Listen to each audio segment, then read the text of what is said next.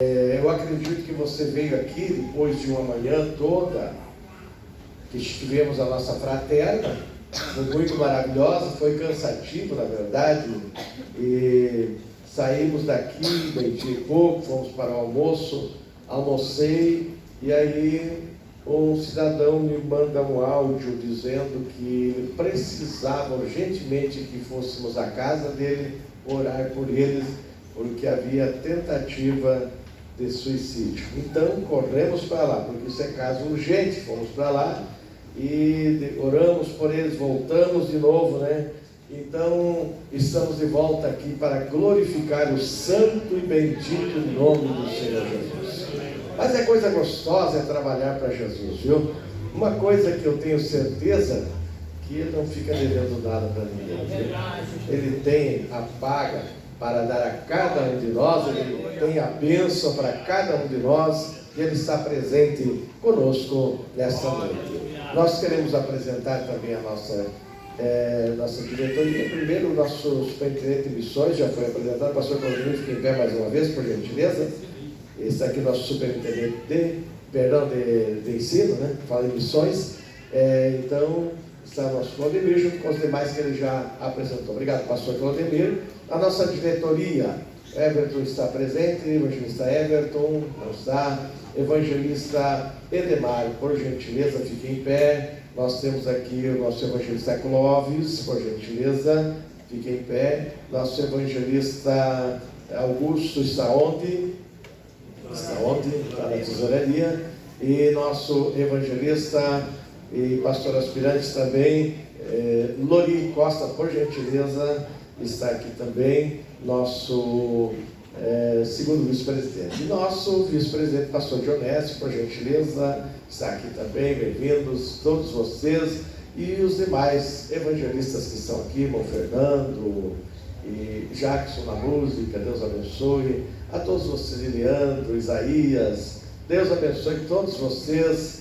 Estou vendo o Adão, estou vendo o Gastão, o Luizinho, enfim, gente, todos vocês que estão aqui, até o Marcão que está conosco aqui hoje, viu? Deus abençoe, né? O nosso Marcos aí também, Deus abençoe, né? E todos vocês, obreiros que estão presentes aqui para o trabalho. Estou vendo gente de todas as congregações e nós temos alguns lugares aqui ainda para os evangelistas, presbíteros, se desejarem. Se desejarem ficar aqui de frente é melhor de olhar para o pregador, né? Mas se desejarem estarem aqui também, fiquem à vontade, tem lugar aqui em cima, tá bom? Graças a Deus. Mas nós vamos apresentar nesse momento o nosso querido pastor esperado, Diogo Ros. Isso, por gentileza, vindo da cidade de Coxilha. É uma cidade que eu até almejo conhecer, essa cidade de Coxilha, viu? E por sinal temos uma boa notícia do excelente trabalho que está fazendo lá em Coxilha, que Deus continue lhe abençoando. E como já ouvimos em algumas convenções e até fraternas, o Senhor ministrar, e hoje desejamos lhe ouvir aqui também pelo seu conhecimento que agrega na sua pessoa, viu? Deus abençoe, e é um prazer tê-lo aqui. Obrigado, pode sentar, obrigado. Mas eu quero também convidar você para abrir a Bíblia comigo, e eu quero então logo já passar ao pastor Diogo, que estará ministrando a palavra de Deus.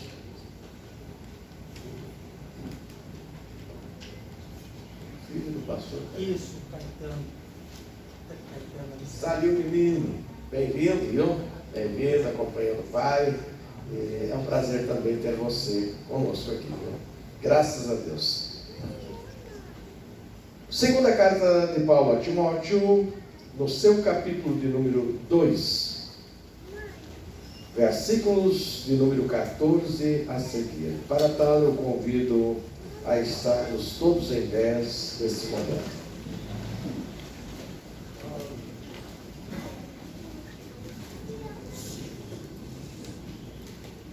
O texto diz assim: traze estas coisas à memória, ordenando-lhes diante do Senhor que não tenham contendas e palavras, que para nada aproveitam, e são para a perversão dos ouvintes.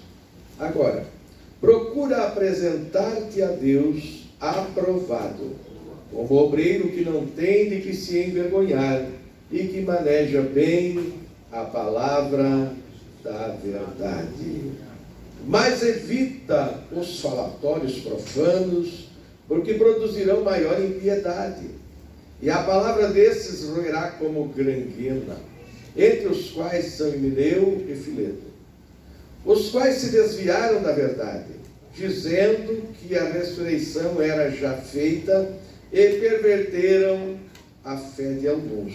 Todavia, o fundamento de Deus fica firme, tendo esse selo: o Senhor conhece os que são seus, e qualquer que profere o nome de Cristo aparta-se da iniquidade. Amém. Glórias a Jesus. Aproveitando que nós estamos em pé, eu quero aqui convidar também o evangelista Fernando. Vem orar nesse momento, e o pastor Diogo já estará com a direção dos trabalhos nesta noite, ministrando a palavra de Deus. Oramos. Soberano Deus e eterno Pai, nossa palavra é de gratidão nesta noite, por mais oportunidade o qual o Senhor tem concedido à sua igreja, que está reunida ao tempo, que nós viemos aqui. O nosso objetivo é um só, é de ouvir a Tua palavra, e que nós possamos guardá-lo, não somente guardá-lo, mas também praticá-lo todos os dias da nossa vida até o arrebatamento da igreja. Olha para cada um de nós, Senhor, que viemos com esse objetivo. Olha para o nosso professor, que nesse momento, Senhor, vai assumir a Tribuna Santa. E nós queremos ouvir aquilo que o Senhor tem preparado para nós. Esse é o nosso pedido, em nome de Jesus. Amém, Jesus. Glória a Deus. Meus amados, a paz do Senhor Jesus. Amém. Amém, queridos. Ainda em pé, por mais um momento, vamos estar já logo fazendo leitura em uma palavra de Deus. Eu quero, antes de ler Êxodo 25, que você já pode ir procurando. Êxodo, o capítulo é o de número 25, e nós vamos ler o versículo 8 e 9, que servirão de base para o assunto que iremos ministrar. Enquanto você procura Êxodo 25, versículo de número 8, eu quero dizer de quão feliz estou em poder estar nesta casa uma vez mais. Já estive aqui em outros momentos pela Escola Teológica Corbã, e é uma alegria desta feita retornar para ministrar esta escola bíblica para obreiros, tendo em vista que a bênção de Deus há de estar conosco. Quero cumprimentar o pastor presidente dessa igreja, pastor Valmir Borges, e me permita, na sua pessoa, estender a minha saudação aos demais obreiros, obreiras desta casa. São muitos obreiros qualificados, e na pessoa de seu presidente, recebam nossa saudação e nosso abraço. Eu peço escusas aos irmãos, quase cheguei atrasado, mas graças a Deus cheguei em cima do horário, em virtude de que minha esposa ficou pregando em um congresso feminino em Carlos Barbosa. Deixei ela lá com a minha filha de 14 anos, e eu e o Caetano, meu filho. Então nos dirigimos até aqui, e graças a Deus conseguimos chegar.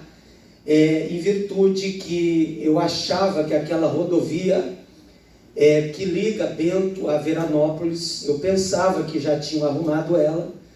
Eu passei lá o ano passado, mas ela ainda está em obras e nós ficamos 1 hora parado, e essa 1 hora me atrasou bastante, mas deu para chegar a tempo, pelo menos para o culto. Deus abençoe o Caetano, que está acompanhando o papai. Glória a Deus. Meus amados, vamos fazer leitura em um texto que está em Êxodo, capítulo 25. Também cumprimento ao departamento de ensino, vários irmãos aqui responsáveis, irmão Abraão, Roseli, o Claudemir, o Gabriel, o Ribamar. Deus abençoe esse elenco, essa equipe de obreiros valorosos desse departamento. Amados, vamos fazer leitura em Êxodo 25, versículos 8 e 9. Está escrito assim: e me farão um santuário, para que eu possa habitar no meio deles, segundo tudo o que eu te mostrar, para modelo do tabernáculo e para modelo de todos os seus móveis, assim mesmo o fareis. Amém, queridos? Podeis retornar por bondade ao seu lugar de assento, e que nenhum movimento possa roubar a sua atenção, que deve ser toda da palavra de Deus. Meus amados, estamos em uma escola bíblica para obreiros, e existe 2 maneiras do pregador se posicionar no altar. Existem 2 palavras gregas para isso: a palavra querisso e a palavra didasco. Querisso é aquele pregador pentecostal, como nós estamos acostumados em nossos cultos. Mas existe a postura didasco. Didasco quer dizer ensino. Então a gente tem que entender quando o ambiente, o trabalho, ele tem o propósito e a meta de ser estudado um tema da palavra de Deus. Então eu vou ficar mais no didasco, mais no ensino. Todavia, como pentecostal que somos, sentindo nós outros a presença de Deus, é claro que vamos glorificar o seu nome. Queridos, quando o assunto, nós vamos até 21h30, temos um tempo muito hábil ainda. Queridos, quando falamos sobre tabernáculo, são vários móveis, são vários detalhes que estão presos a esse tema. Todavia, eu não vou passar correndo sobre os móveis e as divisões do tabernáculo, visto que, se passar muito depressa, a gente deixa de ser profundo e deixa de ser investigativo, dado que esse assunto ele é muito rico de revelações e profundezas teológicas. Primeiramente, amados, a palavra tabernáculo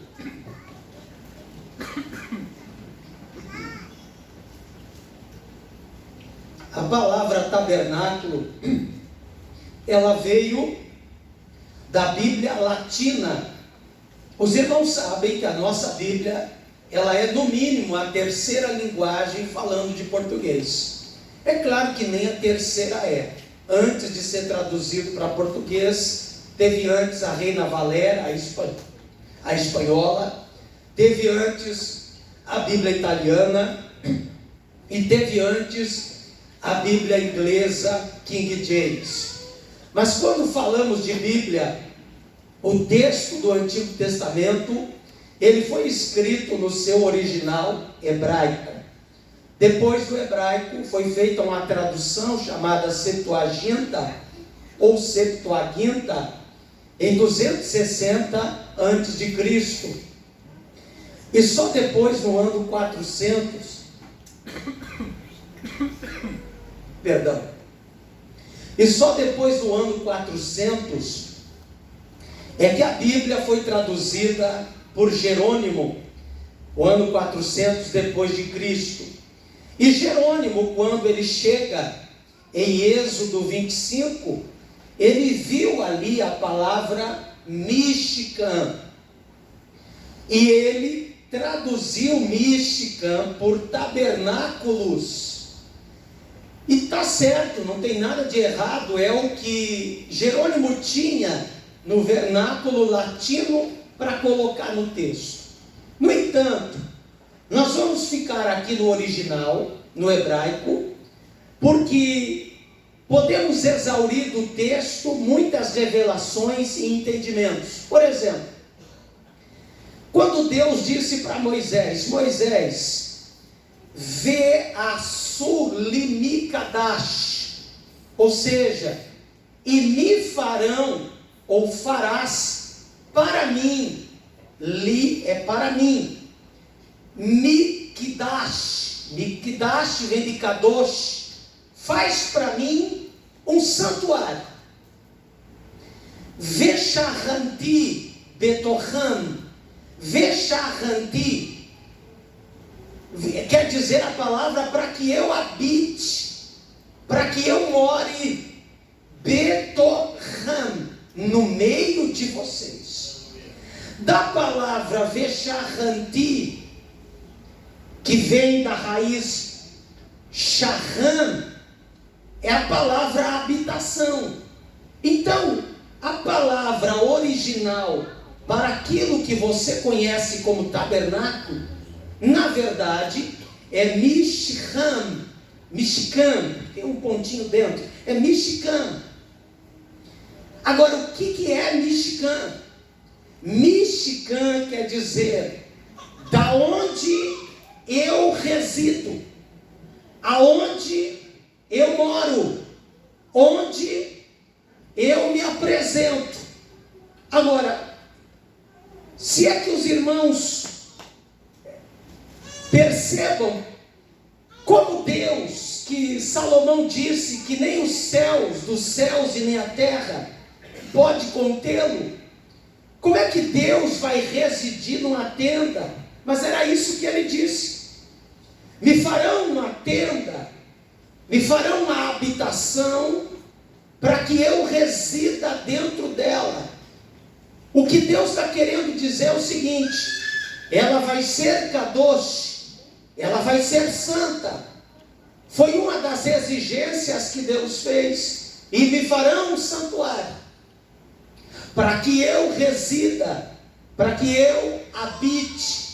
Ainda que Deus não estava ali dentro 24 horas por dia, mas pelo menos uma vez no ano, em uma data especial, no dia 10 do mês de Tishire, que nós conhecemos por Yom Kippur, o dia da cobertura, o dia em que o sangue do cordeiro cobria a tampa da arca, e assim Deus cobria o pecado do arraial de Israel através dos méritos do sangue daquele animal.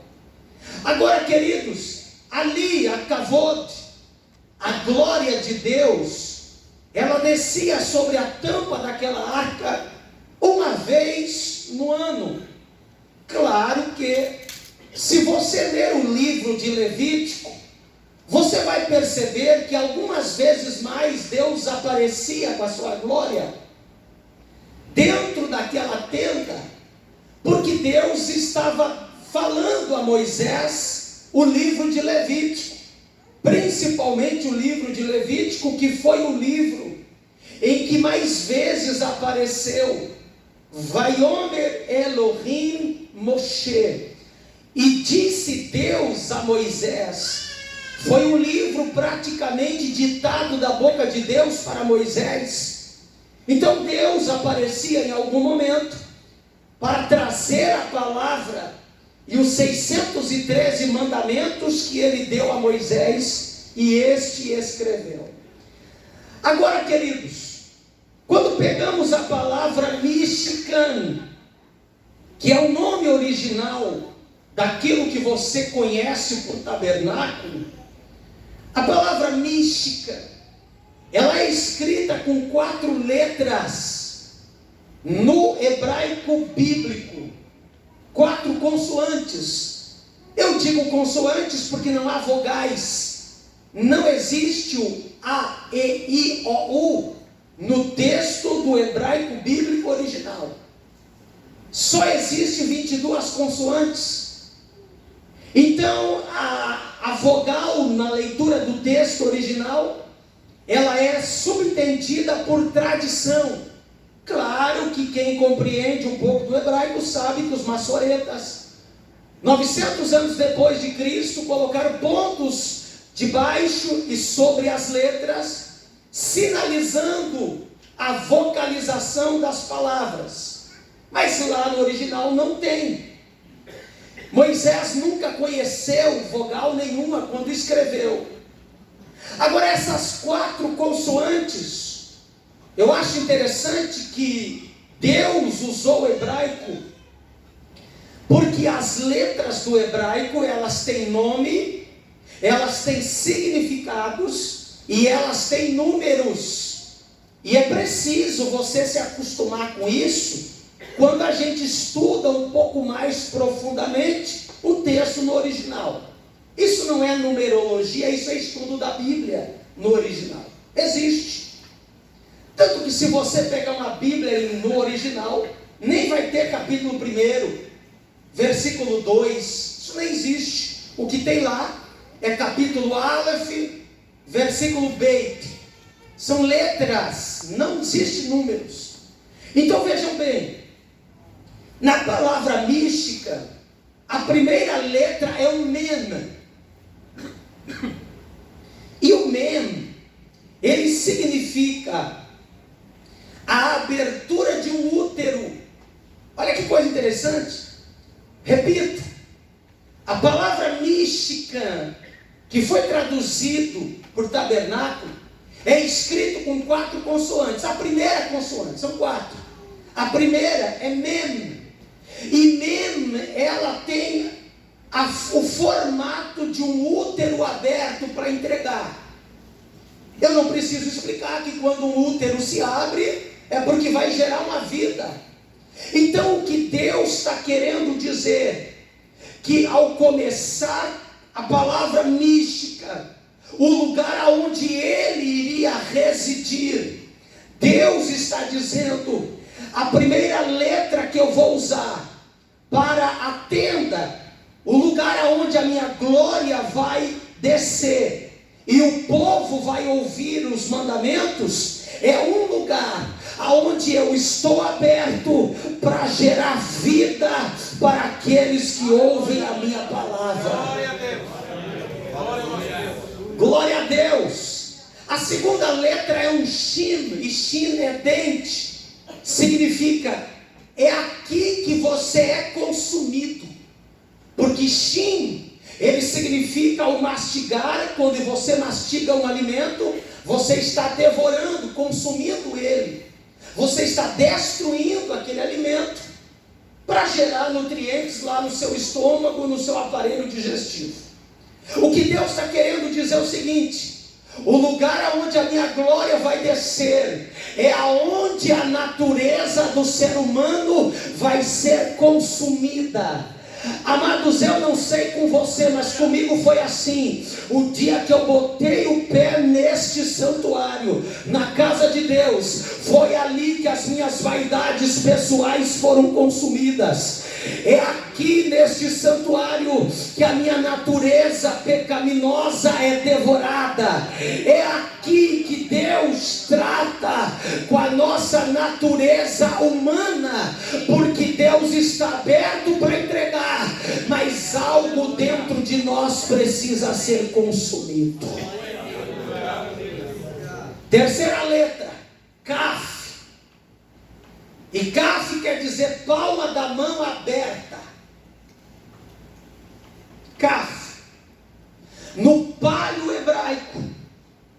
palio, ele veio antes do hebraico bíblico. Só para você ter ideia. Era aqueles desenhos que eles escreviam em pedra, em ostraco, em cerâmica e tábuas. Você sabe que o pergaminho já foi uma evolução muito grande. Depois veio o papiro, meu Deus. De uma planta conseguiram fabricar um papel. Isso demorou muito tempo. E caf, no paleo-hebraico, no proto-hebraico, significava a palma de uma mão aberta. O que Deus estava querendo dizer é o seguinte: a minha mão estará fechada em todos os lugares desta terra, aonde a impiedade e o mundanismo estiver. Mas no meu santuário, a palma da minha mão estará aberta para abençoar. Quarta e última letra, Nun. Nun significa vida. Nun, na verdade, é o peixe no seu período embrionário. Me fugiu o nome. Me ajude. Hã? Não, é o peixinho. Levino. Estava me faltando esse nome. Quer dizer, é o começo da vida. É o começo da vida de um peixe. Ele nem está formado ainda. A última letra, que é o alevino, que é o peixe quando a receita querendo se formar. Deus está dizendo: é aqui dentro desse lugar que eu começo a gerar vida em você. Eu acredito que é por isso que Jesus disse que as pessoas não querem vir a Ele para ter vida, porque Ele disse que aquele que nele crê tem vida e vida com abundância. É aqui dentro que Deus começa a construir uma história de vida para a tua sobrevivência. Meus amados, dito isto, eu já trouxe aqui o significado das 4 letras da palavra Mishkan, que talvez você não vai escutar muito, mas é o nome original daquilo que a gente conhece por tabernáculo.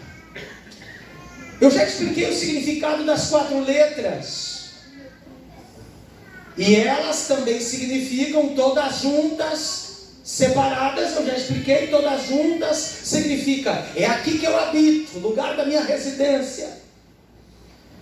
Só que quando nós somamos o valor numérico de cada letra, e por favor não me critique por causa disso, não vai dar tempo hoje, quem sabe noutra oportunidade eu te explico por que Jesus multiplicou 153 peixes em João 21.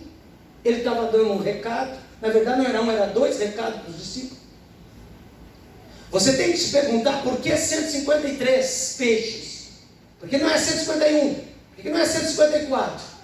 Para você não ficar curioso, eu vou te dizer: 153 quer dizer Anohi Yehová Elohei. Jesus estava dizendo: eu sou o Senhor vosso Deus. Porque quando você pega o número 153 e desmembra ele, vai dar 2 frases em toda a Bíblia: Anohi Yehová Elohei, eu sou o Senhor, o vosso Deus. A segunda frase é Bnei Haelohim. Jesus estava dizendo: se eu sou o Senhor vosso Deus, vocês são filhos de Deus. Bnei Haelohim. Então 153 era um recado. Os discípulos entendiam a técnica que os escribas utilizavam na época. Eu nem preciso falar para você que existe na Bíblia os 666. que revelará o nome do anticristo. Está na Bíblia. Os 120 discípulos que ficaram no cenáculo, que Jesus disse: ficai em Jerusalém, eram 500. 380 não obedeceram, e eu não sei por que não foram para o cenáculo orar. 120 obedeceram, e 120 é o número da palavra hebraica obediência. Está entendendo? Aqueles que obedeceram receberam o Espírito Santo. Existem outras situações na Bíblia, mas nem vamos entrar, senão a gente fica aqui uma noite só falando disso. Quando nós pegamos as 4 letras da palavra Mishkan, lugar onde eu habito, foi traduzido por tabernáculo. Quando nós somamos, vai dar o número 410. E 410 foi o período de duração do templo de Salomão. Lembra do templo de Salomão? Que vai ser a segunda casa de Deus. 410 anos. Foi o período desde a sua construção até a sua destruição no dia 9 do mês de Av, do ano 586 a.C., seria o 9 de agosto do ano 586 a.C., foi destruído. 410, para cumprir o número do tabernáculo, cujas letras somam 410. Agora, queridos, quando nós pegamos o número 410 e fizemos uma pesquisa na palavra de Deus, para ver que outros números têm o mesmo 410, porque reza a lenda dos hebreus, que quando 2 ou 3 palavras, somando-as, darão o mesmo número, é porque elas estão conectadas pelo eterno nosso Deus de uma forma espiritual. Somando, pegando o 410 de Mishkan, tabernáculo, achamos 3 palavras na Bíblia inteira. Primeira palavra, que linda, Kadosh. E Kadosh quer dizer santo. Olha só a relação. Tabernáculo onde eu habito, Mishkan, 410. Palavra Kadosh, 410, que quer dizer santo. O que Deus está querendo dizer, Mishkan, 410, Kadosh, santo, 410. Deus está dizendo: a minha glória não vai descer em qualquer lugar da terra. Deus é onipresente? Sim.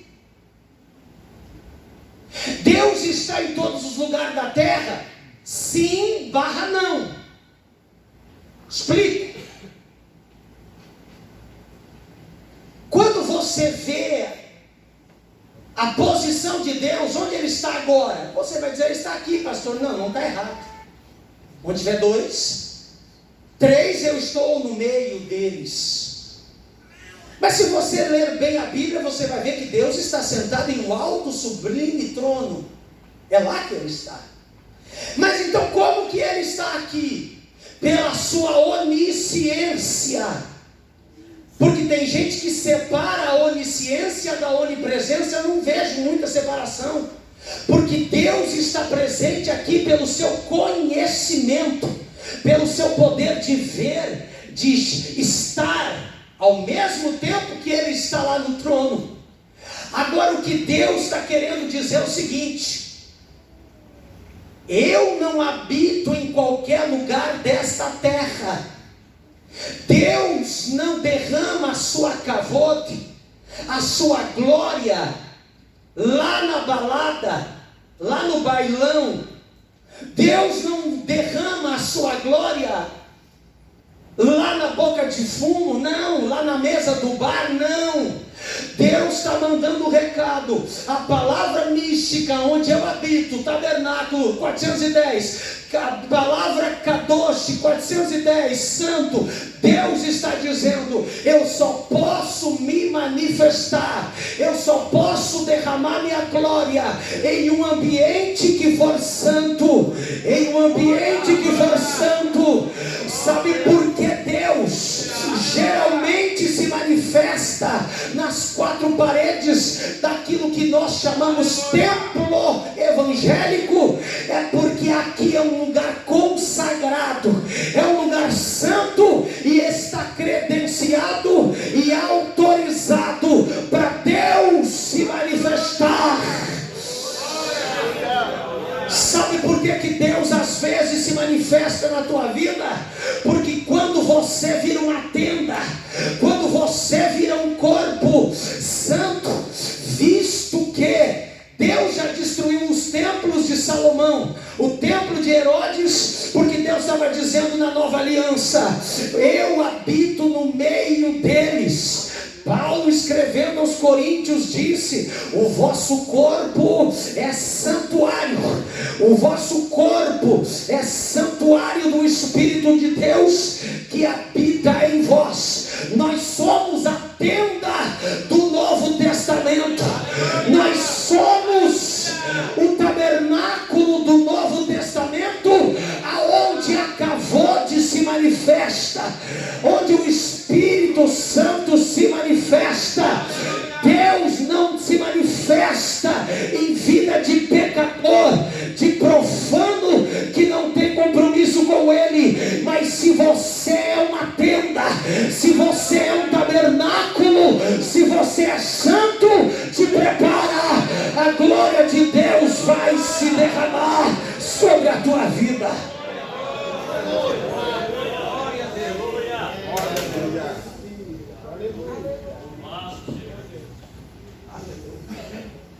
Segunda palavra, Deror. Deror significa liberdade. Quando somamos as letras da palavra Deror, temos o número 410, mesmo número de Michigan, residência, tabernáculo. Perceberam que a palavra tabernáculo tem o mesmo número de liberdade, libertação. Nada novo para nós obreiros que já sabemos que Deus liberta dentro dessa casa. É aqui que Deus tirou muita gente do vício, é aqui que Deus tirou muitos de um mundo de trevas e de pecado. Porque se tem uma coisa que Jesus sabe fazer nessa casa, é libertar os cativos. Liberdade é o que Deus concede dentro desse lugar. Terceira palavra é Shema. Shema, que é a raiz de Shemuel, Samuel. Shemuel, quando Ana disse: o nome dele se chamará Samuel, porque pedido foi a Deus, na verdade foi ouvido por Deus. Shema quer dizer ouvido, foi escutado por Deus. Então o que Deus está querendo dizer é o seguinte: palavra Shema, que é escutar, ouvir, 410, mesmo número de tabernáculo. Deus está dizendo: é aqui dentro dessa casa que eu escuto as orações. Eu não quero que você me interprete mal. Eu não estou dizendo que Deus não te ouve dentro do teu carro, quando você está no trânsito falando com Deus. Claro que Deus te ouve. Quando você fecha a porta do quarto e ora ao teu Pai secreto, é claro que Ele te escuta. Lá no trabalho, quando você se fecha, quantos irmãos eu sei que vão se trancar até dentro de um banheiro para fazer uma oração? É claro que Deus te escuta. Mas um lugar consagrado e determinado para você vir 1 a 2 vezes na semana, Mas se você conseguir, para fazer as suas orações, aprender a palavra e Deus te ouvir de uma forma especial, é aqui dentro desse tabernáculo que Deus nos ouve. Glória a Deus. Amados, perceberam que eu estou indo devagar. Deus disse a Moisés: tu viu o que eu te mostrei no monte? Vi. Os estudiosos dizem que a maior dificuldade de Moisés foi o candelabro, porque mesa já havia, um altar de incenso, até os deuses pagões do Egito tinham algo parecido. Então Moisés entendeu. Um altar de sacrifícios, Moisés entendeu, porque havia sacrifícios aos deuses do paganismo. Mas quando Deus revelou a ele a menorá, o candelabro, foi a maior dificuldade de Moisés, porque não havia entre os pagões, as divindades do Egito, nenhum móvel como o candelabro de 7 taças, onde haviam 7 pavios que fumegavam a chama, representando os 7 Espíritos de Deus. Eu estou dizendo isso porque quando Deus viu Moisés preocupado, Deus disse: Moisés, segura aí, não é nem você que vai construir mesmo, mas eu chamei a Bezalel, o filho de Uri, o filho de Ur, da tribo de Judá, e eu também chamei a Oliabe, filho de Aizamaque, da tribo de Dan, e eles dois vão construir o que eu te mostrei no monte.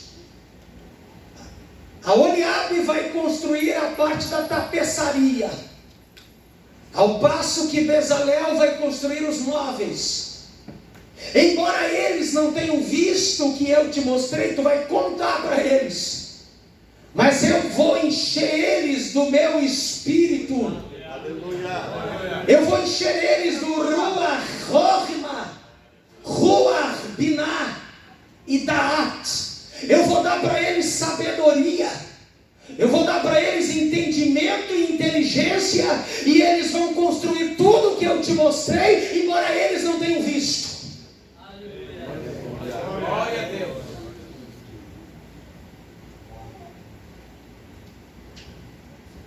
Aí Deus diz: eu quero Bezalel. E não é qualquer Bezalel, é o Bezalel, filho de Uri, o neto de Ur, aquele da tribo de Judá. Eu aprendi estudando Bíblia, e eu ainda sou aluno, eternamente somos alunos, que o Deus da Bíblia é detalhista, perfeccionista, matemático e lógico. Deus disse: eu quero Bezalel. Por que Bezalel? Bezalel no hebraico quer dizer: ele está debaixo da minha sombra. Betzal quer dizer: onde reside a minha sombra? A sombra de Elohim, de Deus. No contexto do deserto, Deus me deu o privilégio de, em 2018, fazer esta peregrinação no deserto do Sinai. Talvez algum irmão já tenha ido lá, eu sei que daqui já foram. E você faz tudo para achar uma sombra. Como não tem, a melhor que tem é a do ônibus, que tem ar-condicionado e água para você tomar. E você sabe que naqueles 40 anos do deserto, Deus mandava uma nuvem que fazia uma sombra sobre o arraial de Israel. Aí Deus está dizendo: Bezalel vai construir tabernáculo. Sabe por quê? Porque se tem algum lugar que o meu cuidado está, a minha sombra está, o meu refrigério está, é para quem está dentro da minha casa. Glória a Deus. Salmo 91, você sabia que é o salmo mais antigo da Bíblia? Não é o primeiro que foi lido aqui, que é um lindo salmo, mas não é o primeiro. Porque a Bíblia não está escrita em ordem cronológica, nem o Antigo, muito menos o Novo Testamento. O salmo mais antigo dentre os 150 é o 91. É o salmo mais antigo dos 150. E quem o escreveu foi Moisés. Ele é o autor do 91.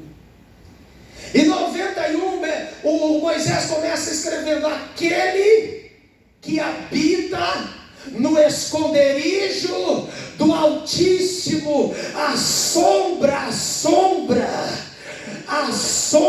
do Onipotente descansará. Quem que era o homem sombra? Bezalel. Então Moisés, quando ele está falando aquele que habita no esconderijo, ele está pensando no tabernáculo. Não é que todo o povo, os irmãos sabem disso, o povo não tinha o hábito, nem podia entrar no tabernáculo. Quem entrava era o sacerdote. Mas o povo estava representado pela pessoa do sacerdote. O sacerdote entrando, o povo entra junto, não fisicamente, mas está representado por procuração pela palavra de Deus.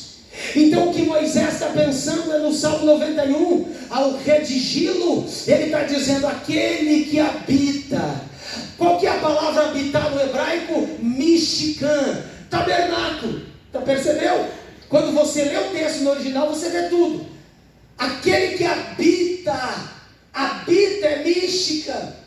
Tradução de Mishkan, tabernáculo. Então aquele que tabernáculo seria uma interpretação hiperliteral do texto. Aquele que entra no tabernáculo, aquele que habita no esconderijo do Altíssimo, a sombra do Onipotente descansará. Há descanso para você que reside dentro desta casa. Eu sei que você já sabe disso, mas quando tu vê isso lá no tabernáculo, ele era filho de Uri, Bezalel.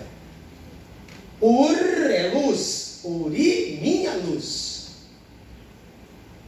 Deus está dizendo: eu quero o Bezalel, aquele que é o filho de Uri, minha luz.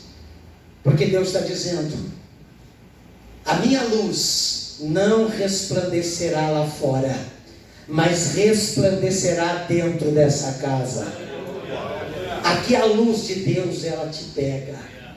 Jesus disse: eu sou a luz do mundo. Ele é filho de Hur, e Hur é branco. Está falando de separação, porque não dá para servir a dois senhores. Tem gente que até entra nessa tenda, mas o seu coração ficou lá fora, a sua mente ficou lá fora. Você está aqui de corpo presente, mas parte da tua alma ficou lá. Quem sabe alguém deve estar se perguntando: eu podia estar me arrumando para ir para a balada, mas tive que vir aqui por pressão do pai, pressão do vovô, pressão do amigo. Quer dizer, não veio separado, não veio branco, não veio linho fino, mas Deus está dizendo que Ele não é açougueiro, com todo respeito ao profissional. Deus não quer um terço do teu coração, Deus não quer metade do teu coração, Deus quer ter todo, o teu todo, porque quando você entrega tudo, você terá tudo da parte de Deus. Bezalel, filho de Uri, filho de Ur, filho de Judá. E Yehudá. Yehudá, esse Ir, o hebraico é mão. Então a melhor tradução para Judá, talvez você vai ver em algum dicionário, Judá, louvor. Não dá para melhorar. Judá é aquele que levanta a mão para adorar. Essa é a tradução de Yehudá. Judá. Então Deus está dizendo, inclusive até é muito questionado na liturgia de nossos cultos, se precisa levantar a mão, né? Às vezes o pregador, no ânimo, na euforia, no calor da pregação, ele diz, levante a sua mão, e às vezes a gente levanta. Não deveria pedir, nem precisaria pedir. Eu não sei você, mas quando eu estou adorando, quando eu vejo, às vezes eu já estou dando glória. E às vezes eu já estou levantando a mão, porque levantar a mão, não que tu tenha que levantar a mão, mas o ato, a atitude, o gesto de levantar a mão é de reconhecer a divindade, é de estar expressando a adoração. Deus está dizendo, se tem um lugar que eu cobro a tua adoração, é dentro desta casa.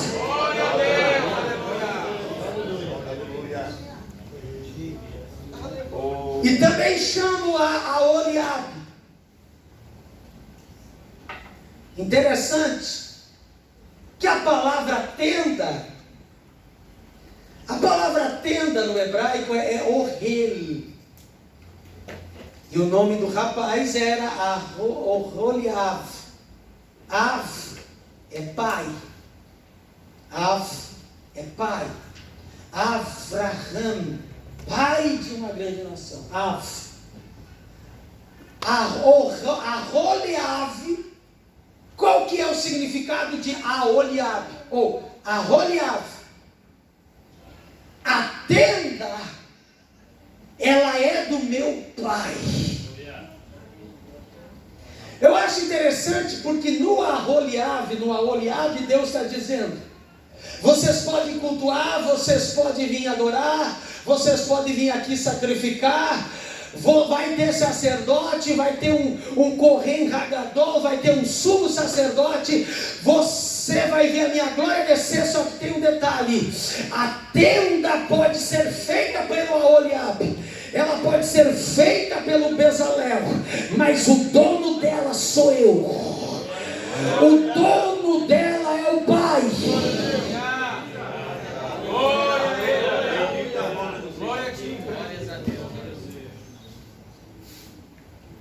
Não sei se é vaidade pentecostal nossa, não sei se é orgulho nosso, eu também não estou dizendo que está certo, só estou comentando, mas se existe o orgulho santo, se é que existe, eu acho que nós podemos tê-lo da nossa denominação, porque você não vê o dono dela na placa ali na frente. Hoje o pastor Valmir está aqui, e tomara que fique longos anos. Agora, a nossa denominação, ela não tem foto de homem nenhum na placa, porque ela não é de nenhum homem. Ninguém é dono desta igreja, a não ser o Pai Celestial. Então você pode dar glória a Deus tranquilo, porque esta igreja, ela não vai quebrar, não vai falir, não vai fechar, porque ela não é feita, e não é nenhum ser humano que é dono dela, o próprio Pai é dono dela. Aholiabe, filho de Aizamaque. Só que Aizamaque O nome dele é Ahri Samar. Ahri Samar. Foi traduzido por Aizamak. Ahri, é irmão. Ahri, meu irmão. Samar é apoio, é suporte, é quem me sustenta. Então o nome de Aizamak, o meu irmão, é aquele que me dá apoio. Era para ter dado glória a Deus, mas tudo bem. Deixa quieto. Se fosse eu que estava aí, eu estava dando até uns pulos. Olha só. Deus está dizendo, eu quero a Oliabe, aquele que é filho do Aizamak. Sabe por quê?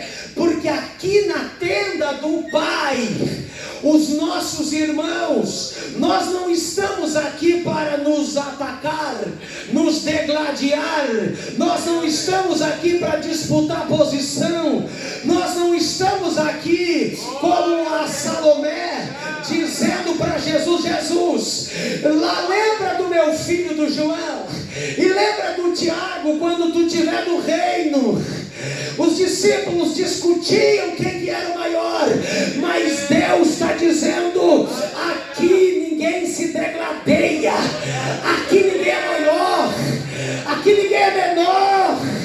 O teu irmão, ele não é teu adversário, o teu irmão não é teu concorrente, o teu irmão que canta melhor, canta pior, que toca melhor, que toca menor, a teu irmão que prega melhor, que não prega, não interessa, o teu irmão é teu apoio, é teu apoio.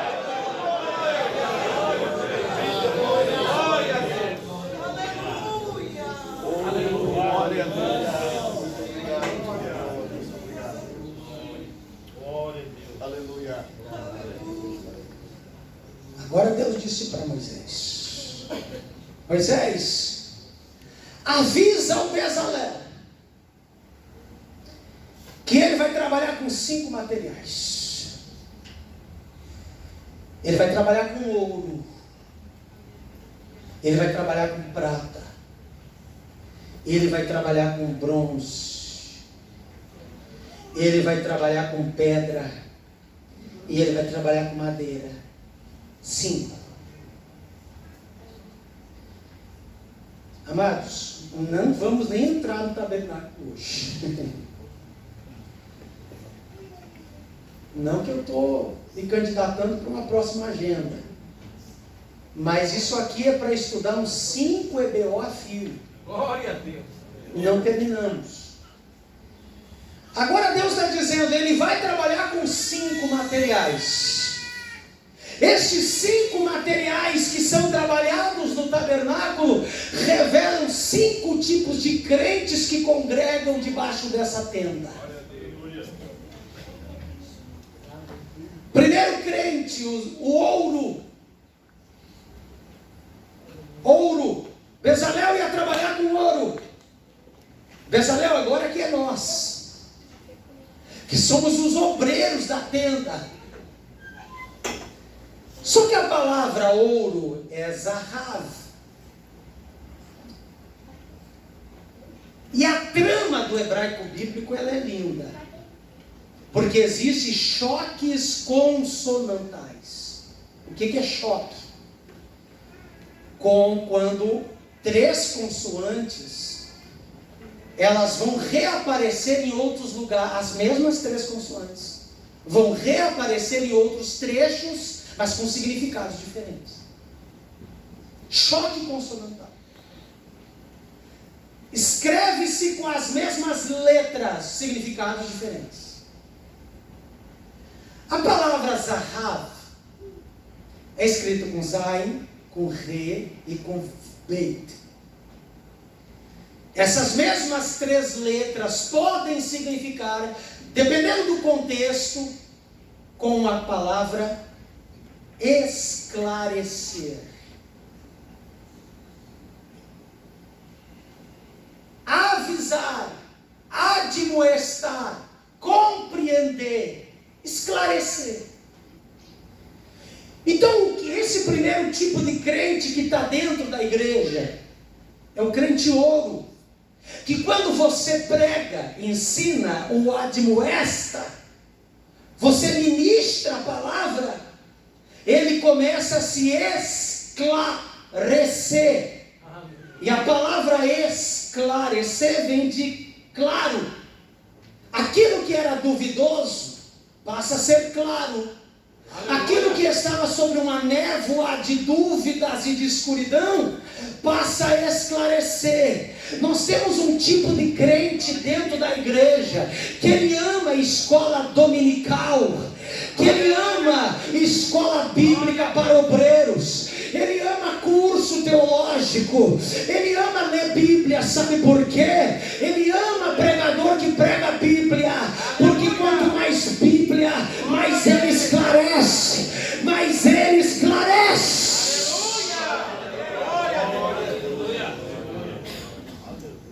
Não vou negar para ti que é o meu preferido, é o meu crente preferido, aquele que ama a palavra, que se esclarece por ela. É esse tipo de crente que ele não sai por aí atrás de qualquer vento de doutrina. Não é esse tipo de crente sem raízes. Porque abriu uma igreja ali na esquina, o puleiro dos arcanjos, o puleiro dos querubins, o pastor ali dá uns kung fu, ele dá umas profetadas, ele dá uns revelamentos, e eu vou lá. Amado, outro crente pode ir, mas o crente ouro não vai. O crente ouro gosta de palavra.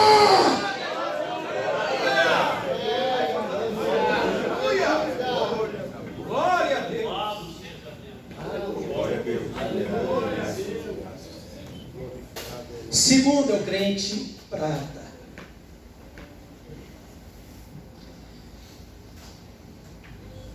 Lembra da historinha do choque consonantal que eu explicava? A palavra kasef, prata, kasaf, muda um pouquinho a fonética, mas não tem vogal mesmo, é só consoante, as consoantes são as mesmas. Então, com as mesmas letras que se escreve prata, se escreve a palavra pálido, anseio. Vale lembrar que prata, na língua espanhola, é dinheiro, la plata. Nós temos um segundo tipo de crente no nosso meio, que é aquele que está preocupado com as coisas do mundo. Ele está muito preocupado, ele está ansioso, ele está aflito, está distraído com muitas coisas, está muito preocupado com os boletos, com o CNPJ, com a faculdade do filho, com a prestação do carro. Se constrói, se não constrói. Nós temos gente na igreja que está vindo para a igreja, mas você vai ver que o semblante dele é de aflição, é de palidez. E Deus está dizendo para você esta noite que o dono da prata e do ouro é Ele. Você entra aqui não preocupado com a prata, não entre preocupado com as obrigações lá de fora. Se preocupe em adorar, que o resto Deus vai cuidar. Aleluia. Oh, aleluia. Uma geração oprimida, uma geração angustiada, que congrega às vezes com Deus. Terceiro crente, o bronze. O senhor estava ali em São Leopoldo, na convenção, imagino que ouviu que eu preguei só sobre o bronze. O bronze, ele revela o terceiro crente. A palavra bronze é nerochete,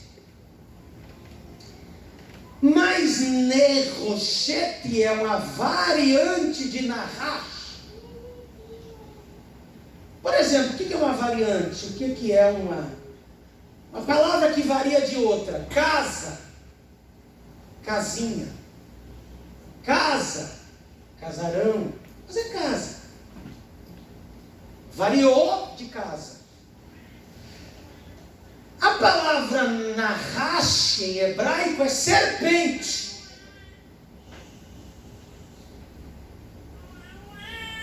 Basta colocar uma letrinha que vai dar uma variante de nahash e vai virar bronze. Então nós temos um terceiro tipo de crente que entra dentro dessa tenda, que ele está debaixo de um ataque terrível da nahash, que é a serpente do Éden. Está debaixo de uma opressão, de um ataque terrível das trevas. São pessoas que estão lutando muito contra o inimigo, porque já vem picado pela serpente, já vem envenenado pela serpente. Mas a boa notícia que aqui nesta casa está aquele que tem o poder de pisar sobre a cabeça da nahash, da serpente. Eu estou querendo dizer que a serpente que se levantou contra a tua vida vai cair por terra nessa escola bíblica de obreiros. É derrota da serpente. O ataque de Satanás contra essa igreja foi grande, mas ele vai cair por terra em nome de Jesus. Quem crê, abre a boca para adorar.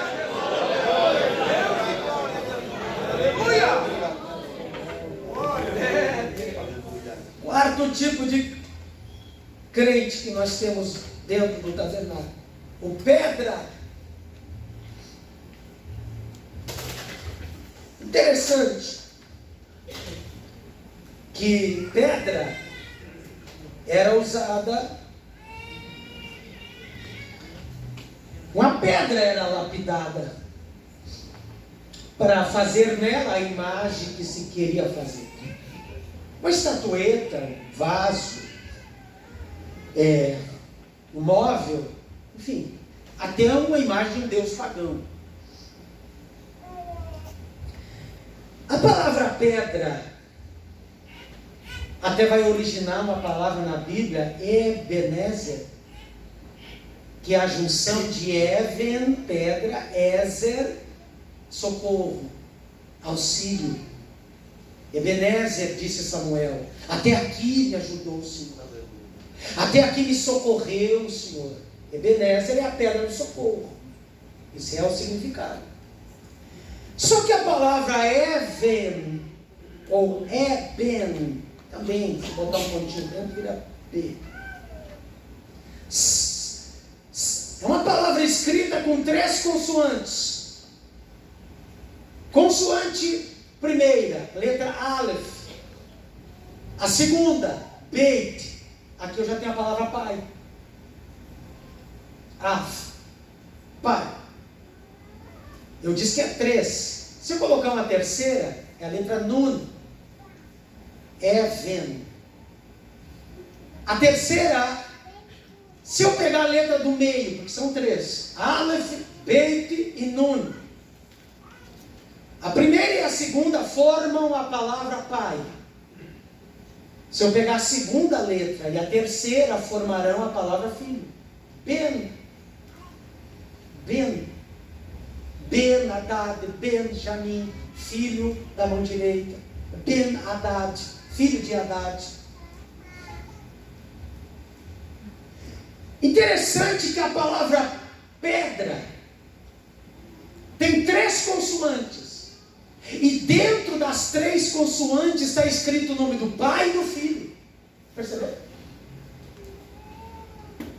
E Deus está dizendo para Moisés: Ebenezer vai trabalhar com pedra.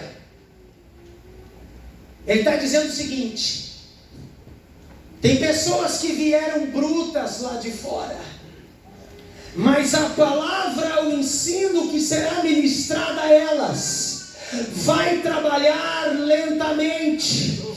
Você vai tomar pancada, Porque a pancada do martelo não era com carinho na pedra. É uma pancada, mas é pancada em pancada, pancada em pancada, e você vai ser lapidado até formar em você o caráter do Pai, o caráter do Filho. Quem crê, diga glória a Deus.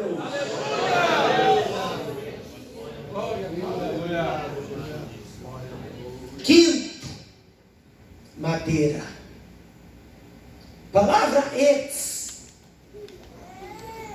Só que a madeira já era trabalhada por Bezalel com um pouquinho mais de carinho. Não era com a pancada do martelo, mas já era com formão. Já era com ferramentas para modular a madeira. Já imaginou o Bezalel trabalhando na tampa da arca, fazendo aquela coroa em volta dela com muito detalhe, fazendo a voltinha ao redor da tampa da arca? Já imaginou Bezalel fazendo as asinhas dos anjos da tampa da arca? É com cuidado, é com jeito. Porque se ele forçasse na mão, podia quebrar a asa do anjo que estava sobre a tampa da arca. Pensa na vergonha. E aqui o Espírito de Deus ministrou meu coração. Que tem gente aqui dentro dessa igreja que a gente precisa dar uma atenção redobrada. Pessoas que vão precisar do nosso carinho, do nosso amor, do nosso abraço, do nosso jeito carinhoso, porque não é só na pregação, não é no ensino, não, é chorar com Ele, é abraçá-lo nos momentos da luta, é ir atrás dele, atrás dela, é tratar com carinho para não quebrar asa. Pessoas que merecem cuidado, Deus vai pôr na tua mão. Sabe qual que é o nosso erro? Achar que crente é tudo crente. Não, tem 5 tipos de material aqui dentro, e nós obreiros temos que ter discernimento para saber que jeito vamos lidar.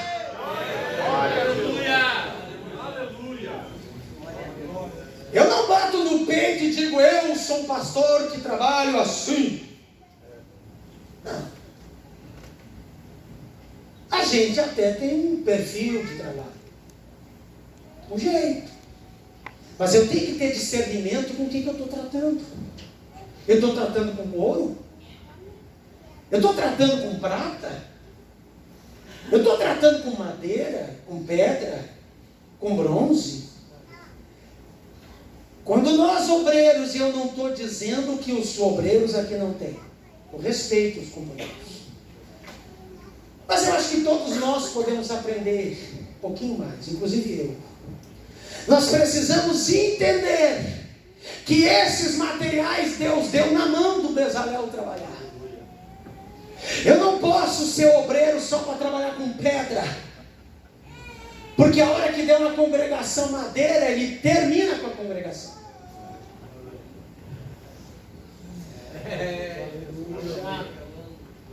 Por que Paulo não mandou Timóteo para Creta, mas mandou Tito? Porque Timóteo, ele podia ir para Éfeso, trabalhar com madeira, trabalhar com os ouros que tinha em Éfeso. Mas para trabalhar com pedra, vai o Tito. O Tito era durão, mas os cretenses não eram fácil. Eu só não concordo com o que um obreiro me disse esses dias. A minha cidade, ela está a 10 minutos de Passo Fundo. Cidade pequena. Não sei se o senhor vai querer conhecer. É mesmo? Opa, se o senhor aparecer por lá, vou até botar um boizinho para engordar lá. Eu não tenho, mas vou pedir para alguém um boizinho. Aí o obreiro lá de Passo Fundo, amigo, chegou para mim e disse assim: ó, pastor Diogo, para atender aquele bairro lá tem que ser meio na carne. Eu concordo com ele, né? Ele diz: não, lá para trabalhar com aquele povinho ali tem que ser meio durão. Eu entendi ele, eu entendi o linguajar dele, que ele estava num lugar que cobrava uma postura mais de autoridade, uma postura mais rígida, uma postura mais firme. Eu até não estou dizendo que ele estava errado, porque na linguagem dele talvez não foi a linguagem correta que ele usou, mas ele foi um bom obreiro para aquela ocasião e para aquele lugar. Amados, nós precisamos ser obreiros e ter o discernimento que no meio desse arraial não tem só pedra, mas tem madeira, tem ouro. E nós precisamos cuidar do rebanho de Deus. Quem entendeu, diga glória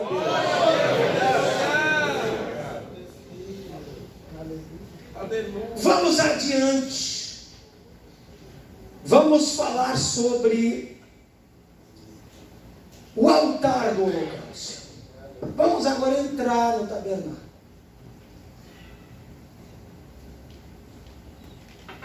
Não, na verdade,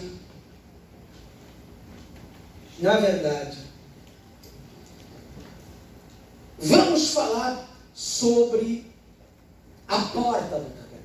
Eu vou deixar o altar para amanhã. Amanhã o culto vai ser aqui de manhã? Ou vai ser no outro culto?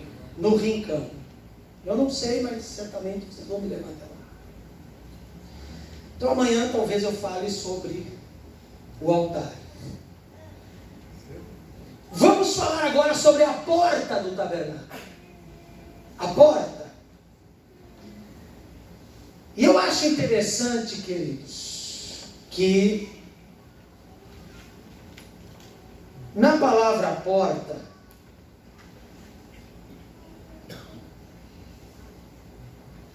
tem 10 colunas. Porque o tabernáculo ele tinha 10 colunas. Não é? Colunas que sustentavam as cercanias. Aquela imagem lá do canto superior esquerdo. O tabernáculo. Veja que tem uma cortina que cerca ele, uma cortina branca, uma cerca. Abaixo do tabernáculo tem aqui um homem, um sacerdote e 2 colunas levantadas. São aquelas colunas que eu estou falando. Haviam 10 colunas na frente, 10 colunas ao fundo, 20 colunas à direita e 20 colunas à esquerda. Elas sustentavam a cortina, a cerca, que era de tecido, do tabernáculo. Do pátio, não do tabernáculo lá dentro. E nós falaremos amanhã, se Deus permitir. Agora, eu acho interessante que a porta do tabernáculo, a porta, era usado 4 colunas. Para essa porta da cerca, sobrou 3 colunas à direita, e sobra 3 colunas à esquerda. 3 com 3 dá 6, 4 no meio, porque a cor das 4 são diferentes, formam as 10. 4 colunas é a porta. Toda a cercania, a cor da cortina era branca, mas a cor da porta, do pátio, tinha 4 cores: o azul, o carmesim, o púrpura e o branco. Mas o que eu acho interessante ali é que essas 4 colunas representam as 4 consoantes do nome do Pai e do nome do Filho. Porque se tu pegar o nome de Jeová, ou Yehová, ou Yahvé, são traduções, porque o certo mesmo nem é bom falar, porque Deus proibiu. Deus proibiu falar. Então, os tradutores dão nomes assim, chegam perto. O que você conhece por Yahvé, por Yehová, por Jeová, são traduções erradas do nome verdadeiro, que o verdadeiro é proibido. Foi Deus que proibiu, que não era para usar o nome do Yud Re, Vav Re em vão. Elohim pode falar, que é Deus. Mas não é falar de forma à toa. Não é falar assim, de forma zombeteira, não. Deus podemos falar. Tanto que a sua Bíblia, quando viu as 4 consoantes Yud, Re, Vav, Re, ela traduz por Senhor. Quando ela disser Deus, é porque é Elohim. Quando disser Senhor, é porque é Yahvé. As 4 colunas da porta da entrada são as 4 letras do nome de Deus. Yud, mão, reveja, Vav, prego, reveja. As 4 consoantes hebraicas do tetragrama sagrado, sabe o que ele significa? Veja a mão, veja o prego. Era para você ter dado glória, mas tudo bem. Jesus na cruz. Aí, o anjo Gabriel vai dizer para Maria: Maria, o nome do menino se chamará Jesus. Só que Jesus no hebraico é Yeshua. Yeshua, que tem 4 letras. 4 letras. Yud, você já sabe, é mão. E o verbo shuá é salvar. Salvar. Então, Yeshua quer dizer as mãos dele salvam.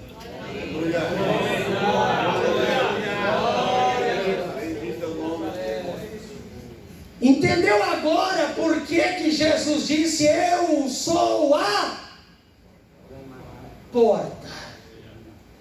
Quem entrar por mim salvar-se-á, entrará e sairá e achará pastagens. Não, mas agora tu vai entender por que ele disse: eu sou a porta. 4 cores. Eu quero começar pela cor carmesim, que seria um vermelho cor de sangue. Só que para a Oliabe, não Bezalel.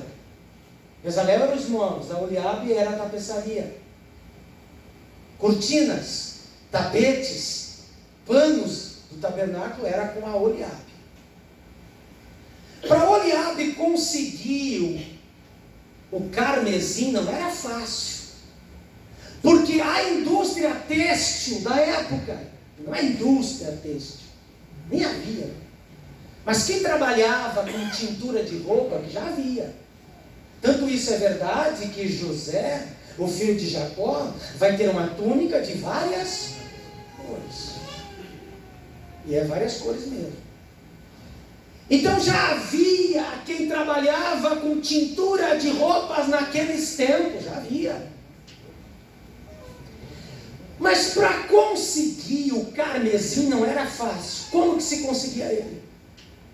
Você tinha que ir no madeiro, numa árvore, e quando você percebia na casca da árvore, levemente, uma mancha parecendo sangue escorrendo, arranque a casca da árvore, porque certamente ali dentro estava um molusco, um bichinho chamado tola, sheni, no hebraico bíblico.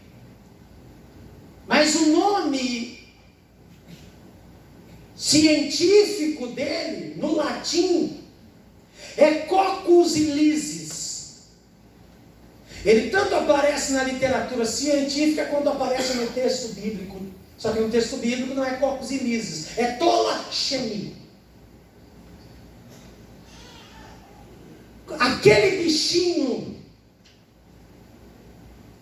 para ele pôr ovos, abriam-se as suas entranhas, e para pôr ovos é a natureza do bichinho.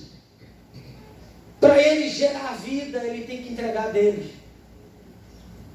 Ao se abrir no madeiro, ele morre, mas ele se abrindo, saem os ovos, os ovinhos. E os ovinhos que estão no interior vêm com a gosma carmesim, parecendo sangue, que vai manchando o madeiro da árvore. Olai, Shabalabacai. Ora baenderraui de praça. Outra coisa, quando você falar em pensar o português, eu duvido língua mais detalhista do que o português. Porque no hebraico, para madeira, só tem uma palavra, etz. Etz. Mas se você, como é que é a árvore em hebraico? Etz. Mas se eu cortar essa árvore e fazer dela um tronco, no português eu chamo de tronco, no hebraico, etz. E se esse tronco eu cortar e fazer uma prancha, no português, agora é prancha, mas no hebraico, é etz. E se eu pegar o resto daquela árvore e fazer um moeirão, é moeirão no português, no hebraico é etz. E se eu fazer uma ripa, no português é ripa, mas no hebraico continua sendo etz. E se eu fizer uma lenha daquela árvore para botar no fogão, no português é lenha, tu pensa num pedaço de madeira menor, mas no hebraico é etz. Não muda. No hebraico não interessa o tamanho da árvore ou o tamanho da madeira, continua sendo etz. Portanto, quando Moisés jogou aquele pedaço de lenha nas águas amargas de Mara, e elas se tornaram doces, no hebraico está etz, o que significa que aonde a cruz pegar, o amargo virará doce.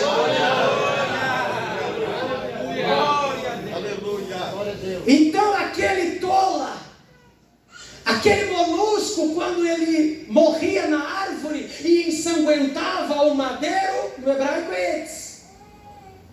É uma palavra só. Ele morria para gerar vida. A indústria têxtil pegava aquelas entranhas do molusco chamado tolachemi e pisava em cima deles, porque se eles quebrassem os ovinhos, mais matéria-prima ia liberando. Quanto mais eles pisavam, eles pisoteavam, eles feriam, eles machucavam o tolachemi, para ele liberar mais cor, mais carmesim, para eles tinturarem as roupas da cor carmesim. É por isso que o profeta Isaías, ele vai dizer lá no seu livro: ó bichinho de Jacó, vermezinho de Israel. Sabe o que a palavra bichinho de Jacó significa no livro de Isaías? Isaías estava dizendo, assim como um tolachemi, ele morre ensanguentando o madeiro, mas para gerar vida, ele tem que entregar dele. Assim o Messias, para gerar vida, ele vai ter que perder a dele.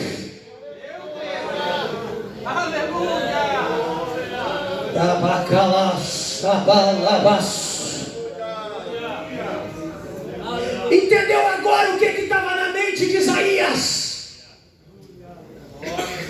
Quando ele escreve o capítulo 53, ele foi ferido, ele foi moído. Claro que aponta para a cruz, eu sei, você sabe, mas também está apontando para o tolachemi na árvore. Agora vem Deus e diz: Eliabe, toda a cercania do tabernáculo vai ser branca, tudo branco. Mas na porta vai ter que ter o carmesim. Glória a Deus! Oh, glória!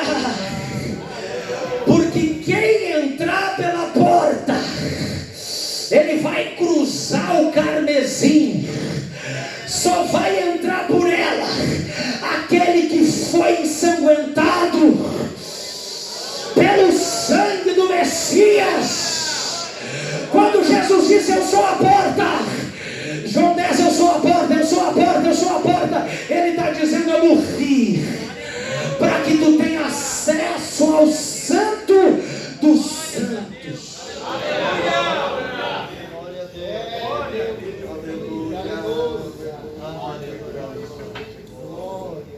Segunda cor e eu encerro. O azul. E o azul também era de um molusco. A diferença é que o azul ele era catado no mar vermelho. Que o mar vermelho, você sabe que o mar vermelho não é vermelho, ele é azul. É um erro da palavra red nos escritos lá antigos, e por causa de uma alga de tom avermelhada. Esse molusco era tirado do fundo do mar vermelho, que está ali do lado da península do Sinai, Golfo de Aqaba, a oriente, Golfo de Suez ao ocidente, a península formando um V e a península do Sinai, cercada pelos dois golfos do Mar Vermelho. Agora, por que azul? O azul, ele tem na Bíblia o símbolo que eu agora explico. Lá no livro de Números, Deus disse para Moisés: Moisés, manda que cada judeu, cada israelita, ele tenha na franja da sua veste um cordão azul. Números 15, versículo 38. Eles terão que ter entre as franjas da orla da veste, dentre as franjas, que serão brancas, porque a túnica é branca, mas tem que ter um cordão azul. Por quê? Deus explica na sequência: para que eles lembrem dos meus mandamentos e da minha palavra. Amados, quando você pega a palavra franja no hebraico, quando você pega a palavra franja, ela vai formar a palavra tzitzit. Aliás, franja no hebraico escreve-se tzitzit. Tzitzit. Mas quando tu soma tzitzit, vai ter a soma do número 600. A orla de um judeu, ela tinha 8 franjas em cada canto das vestes. 8 fios. Então pega o número 600, pega o número 8, 608. E esses 8 fios em cada canto da orla da veste tinham 5 nós. Por que 5? Por causa da Torá de Moisés, os 5 livros do Pentateuco. Mas quando você soma 600 mais 8 fios mais 5 nós, 613. E o que é 613? É o número total dos mandamentos que Deus deu a Moisés.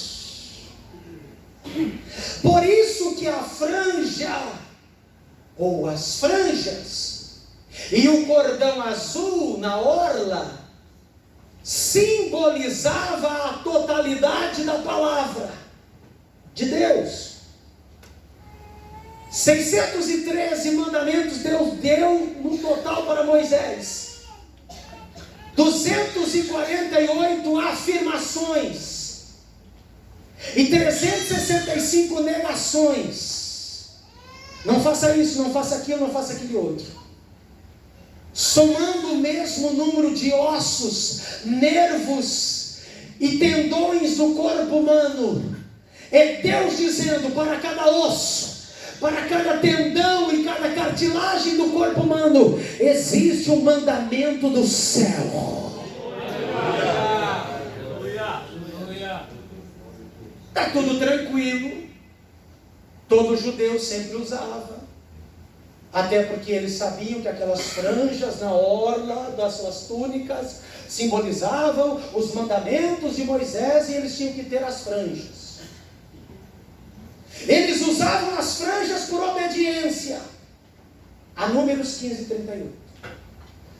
Até que o último profeta do Antigo Testamento, Malaquias, no apagar das luzes do Antigo Testamento, capítulo 4 de Malaquias, ou seja, o último capítulo dos 39 livros do Antigo Testamento, o último, acabou. Vai vir Mateus depois, Novo Testamento. Malaquias está com a ponta da pena escrevendo. E são as últimas palavras do Antigo Testamento. E Deus revela uma profecia para Malaquias. Está escrito lá: para vós que temeis o meu nome, nascerá o sol da justiça, trazendo salvação debaixo das suas asas. E saireis e saltareis como bezerros libertos da estrebaria. Só que deixa eu te explicar uma coisa. Existe Bíblia no original e existe traduções. A Bíblia é de Deus, a tradução tem a interferência da opinião humana. Mas fique em paz, a tua Bíblia não está errada. Mas são decisões que um tradutor tem que tomar e às vezes pode se equivocar. Aqui há um equívoco. Provo para você. A palavra canaf do hebraico, ela tem 6 significados ao longo da Bíblia. Por isso que vida de tradutor não é fácil. Qual palavra ele vai usar em tal passagem? Ele deve ter o bom senso de usar a palavra que mais identifica o contexto da frase. Quais são os 6 significados de canaf? Primeiro, asa. Segundo, beira, borda, canto, extremidade e veste.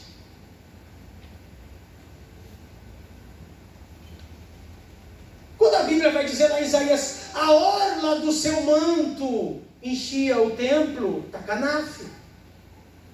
Orla, lá em Isaías 6, canaf foi traduzido por orla. E os anjos moveram suas canaf. Está escrito canaf no texto hebraico. O tradutor colocou asa. Correto, minha opinião. É asa mesmo. Só que quando ele chega em Malaquias 4, ele deveria ter colocado borda ou veste. Mas a sua Bíblia corrigida de Almeida está lá como asa. Talvez se você pegar a NVI ou a NTLH já esteja veste. Quem sabe se alguém tem essa versão? Dá uma olhada só para eu fiquei curioso agora. Alguém tem a NVI aí? Alguém tem a NTLH? Eu não estou dizendo que são as melhores. Não são, nem são as melhores. Mas é uma Bíblia boa para ter em casa. Agora olhe para cá, queridos.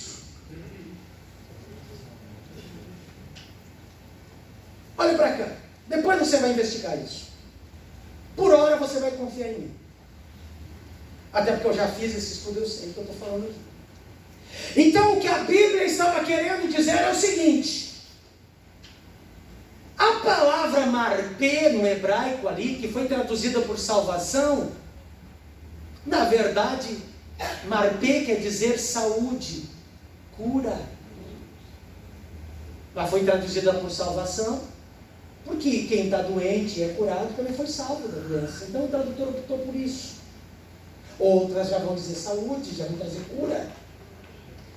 O que a profecia está querendo dizer é o seguinte: para vós que temeis o meu nome,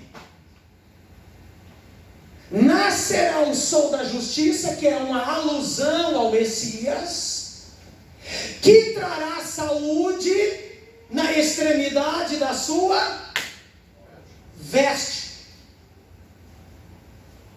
Porque Jesus usava túnica, você sabe que todo judeu usava túnica.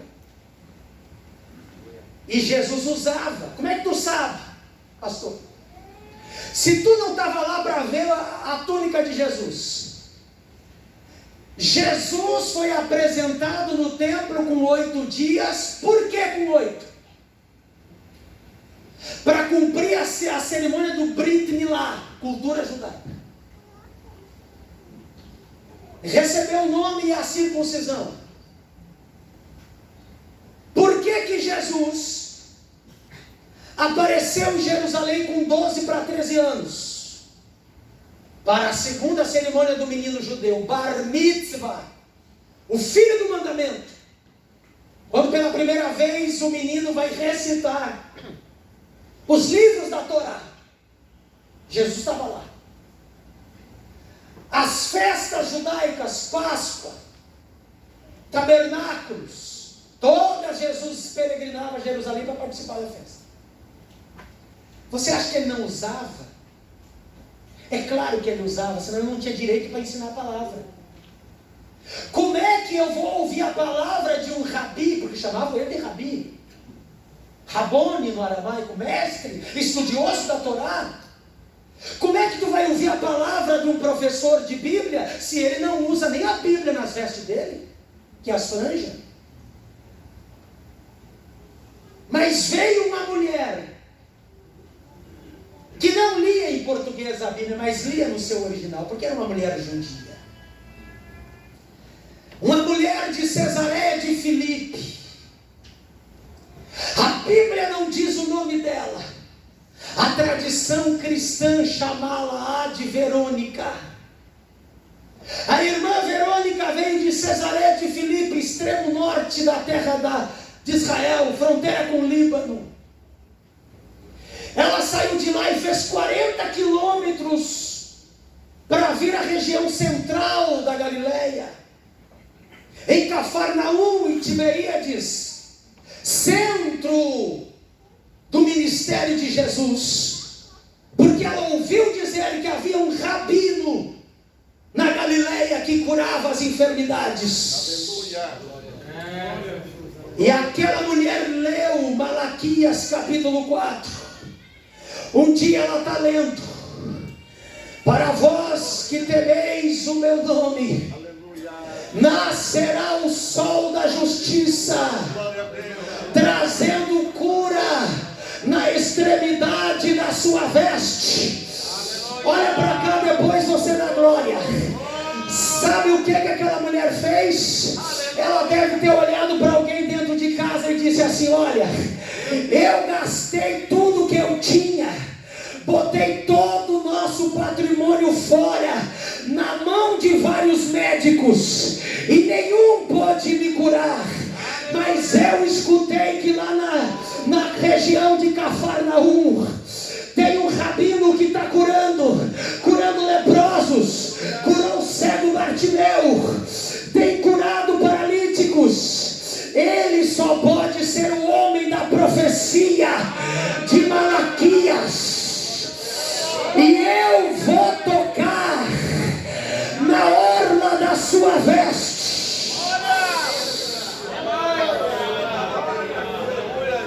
Eu já passei 10 minutos. Posso passar mais 2?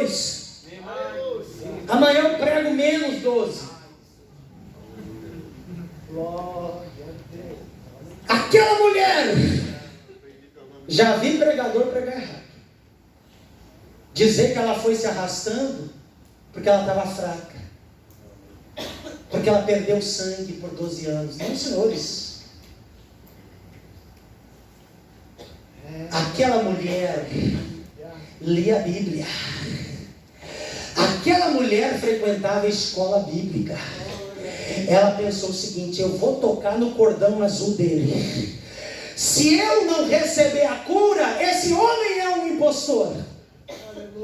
Mas se eu tocar no cordão da orla da veste dele e eu for curada, ele é o Messias.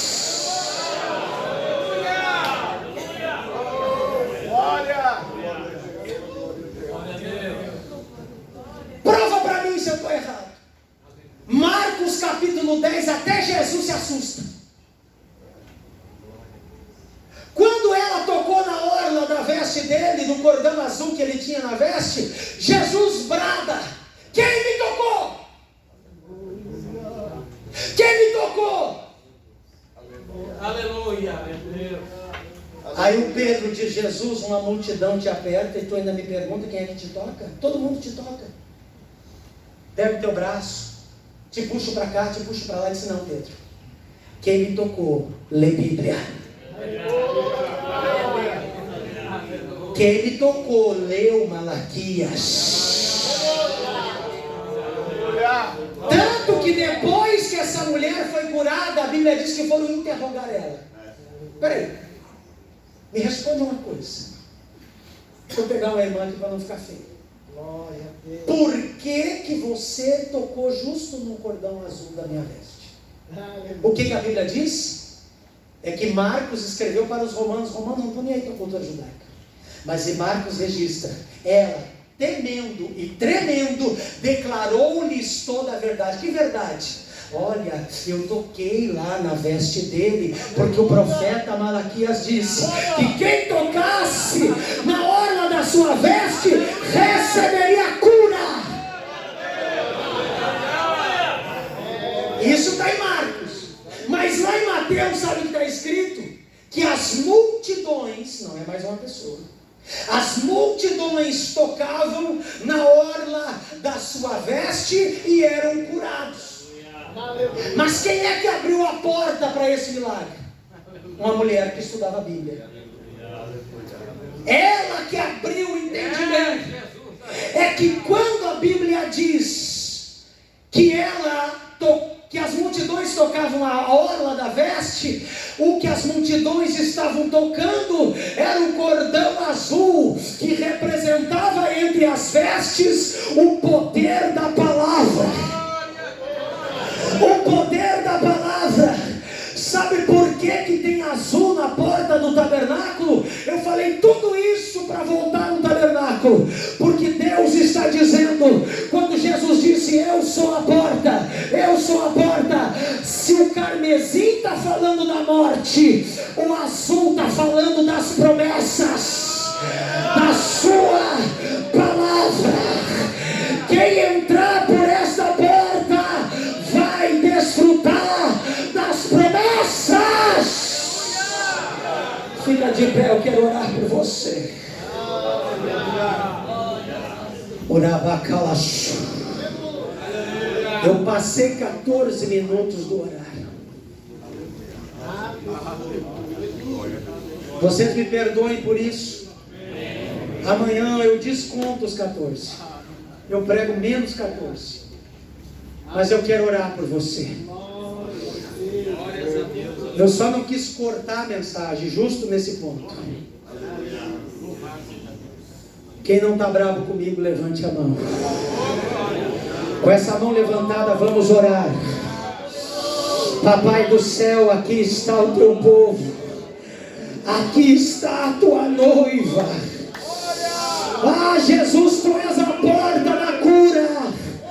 Tu és a porta da palavra. Tu és, meu mestre, a porta da salvação.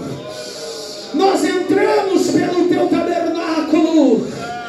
Vem com a tua palavra, vem com a tua promessa sobre a nossa vida e nos abençoa e te suplicamos em nome de Jesus.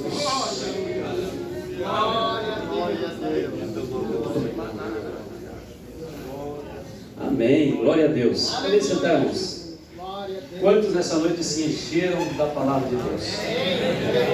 O pastor poderia pregar mais tarde, tem crédito nós aqui, viu? Amanhã eu desconto. Não, deixa assim. Vamos deixar no crédito.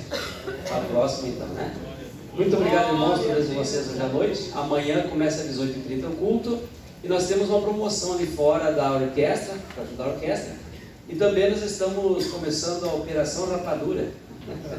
O que seria, né? O Rocelino teve a brilhante ideia de a gente começar a vender rapaduras para a gente ter um evento em agosto. Vamos estar aqui nossas oficinas de discipulado. Vai estar o pastor Gelson Mello fim de semana. Nós queremos vender rapaduras, então, para a gente ter um caixa bom, né? Para não onerar muitos irmãos e pedir, né? Então eu quero que os irmãos nos ajudem, né? Vai ser distribuído as congregações, professores. R$5 de rapadura ali, ó. É quase dado, né, irmão? Então o irmão fez essa doação, os irmãos nos ajudem. E amanhã, então, 18h30 o culto. Você está passando com o pastor, que vai estar as considerações finais e orando e ministrando a bênção apostólica para os irmãos. Amém? 8 horas na Glórias a Jesus. Meus amados, aprendemos, agora vamos seguir para casa, né? Mas lembrando vocês que às 14h30 da manhã nós teremos o nosso batismo aqui, o nosso tanque batismal. A gente convida vocês para estarem presentes, para às 18h30 então voltarmos novamente para o grande encerramento da nossa aula hebreia. Graças a Deus, que Deus te abençoe, e vamos ficar em pé nesse momento, agradecidos a Deus por tudo o que Ele fez por nós.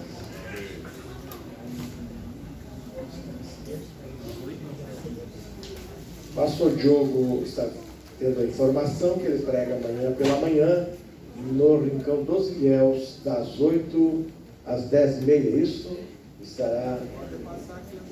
já lá com desconto, né?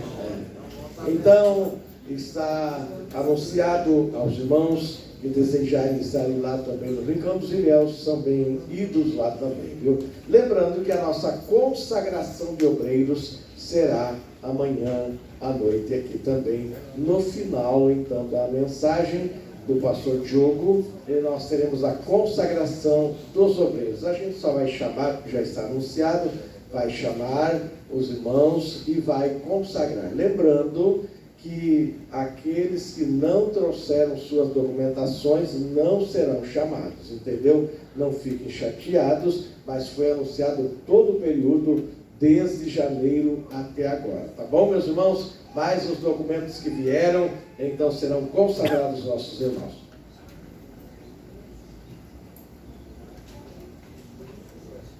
O irmão pastor Valdemir está pedindo para o pessoal do departamento chegarem aqui à frente, isso? Então venham aqui à frente. Venham aqui à frente e nós vamos orar, aproveitando que a igreja já está em pé. Todo o pessoal do departamento do ensino, venham correndo aqui, são tudo novo, essa gurizada, venham correndo para cá para receberem a oração, então.